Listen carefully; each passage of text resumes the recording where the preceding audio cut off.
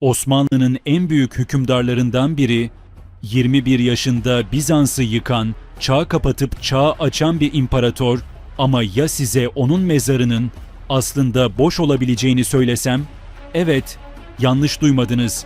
İstanbul'un ortasında binlerce ziyaretçinin gelip dua ettiği türbenin bir kandırmaca olabileceğini.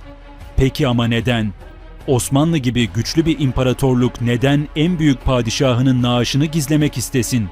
Bu sorunun cevabı, tarihin karanlık koridorlarında saklı ve çok az kişinin bildiği bir rüyada gizli olabilir.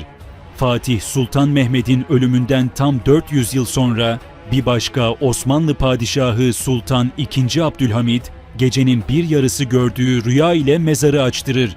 Ne mi bulur? Söylentilere göre yüzyıllardır gizlenen en büyük sırlardan birini. Bu sadece bir efsane mi, yoksa Osmanlı'nın karanlıkta bırakmaya çalıştığı bir gerçek mi? Hazırsanız tarihin en gizemli mezar hikayesine dalıyoruz. Fatih Sultan Mehmet 1481 yılında Gebze yakınlarında amacı hala bilinmeyen gizemli bir sefer sırasında aniden hayatını kaybetti. Bazı tarihçiler onun İtalya'ya sefere çıktığını söylerken bazıları gizli bir isyanı bastırmaya gittiğini iddia eder. Ancak asıl gizem ölümünden sonra başlar.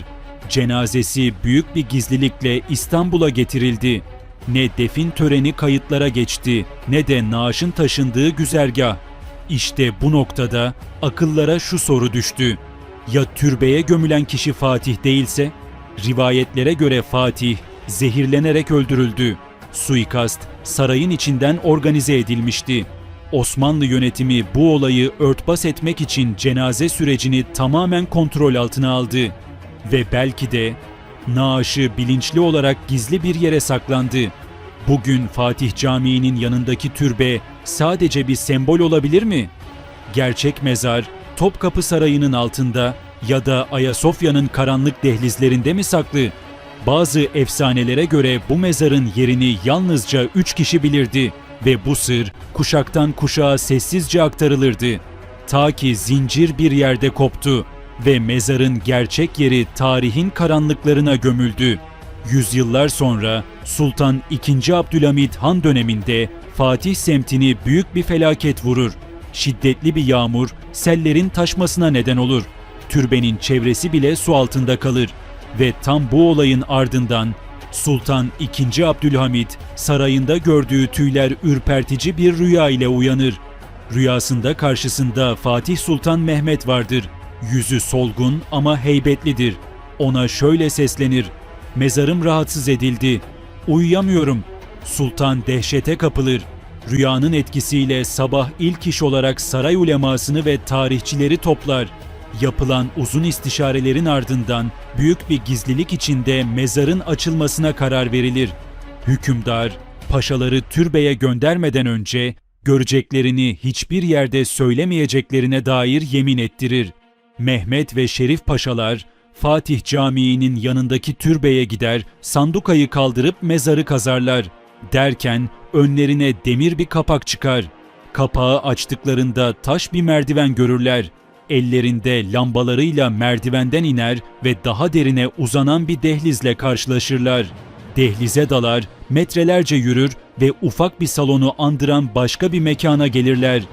Ortada musalla taşına benzeyen bir mermerin üzerinde de işlemeli ağaçtan bir tabut vardır.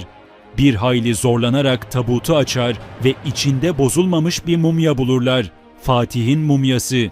Yüzü aynen yaşadığı devirde çizilmiş minyatürlerdeki gibi.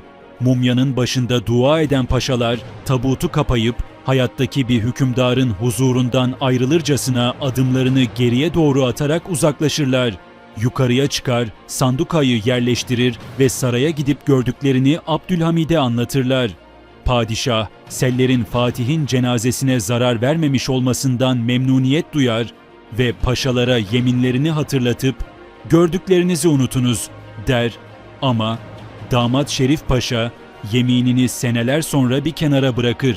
Hadiseyi 1940'lı yıllarda o zamanların meşhur kalem erbaplarından İbnülemin Mahmud Kemal İnal'ın Mercan'daki konağında düzenlenen musikili bir sohbet meclisinde anlatır. Söyledikleri ağızdan ağıza yayılır. Hatta bu anlatım o dönemde çıkan bir tarih dergisinde kısa bir biçimde de olsa yayımlanır. Ve böylece asırlarca saklanan bu sır tarihin karanlık köşelerine sızar. Fatih Sultan Mehmet'in mezarı boş olabilir mi? Osmanlı'nın en büyük sırrı hala o sandukada mı yatıyor? Bunu ancak zaman ortaya çıkarır.